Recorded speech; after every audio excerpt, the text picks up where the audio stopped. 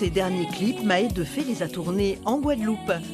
L'un dans la mangrove, un autre dans lequel elle s'inspire des maquillages du carnaval, le gros sirop et le roucou.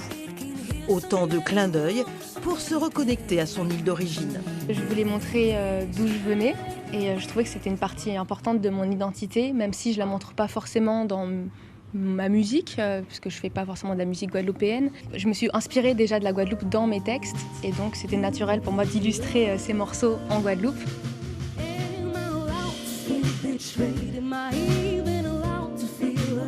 Mahé a choisi le New Morning pour présenter son nouvel album.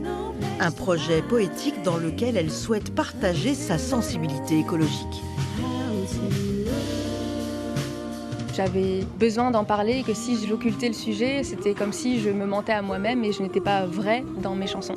Et donc c'est pour ça que j'ai appelé mon album A Deeper Ocean, parce qu'il y a le thème de l'océan dont je m'inspire poétiquement, mais il y a aussi ce thème de la montée des eaux et qui aussi menace mon île, tout ça. Donc c'est un tout.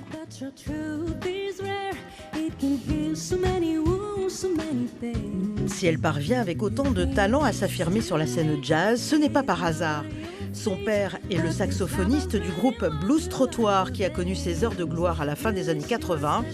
Et son grand-père n'est autre que l'acteur Pierre Richard. La jeune femme est tombée dans le jazz, mais aussi dans la soul.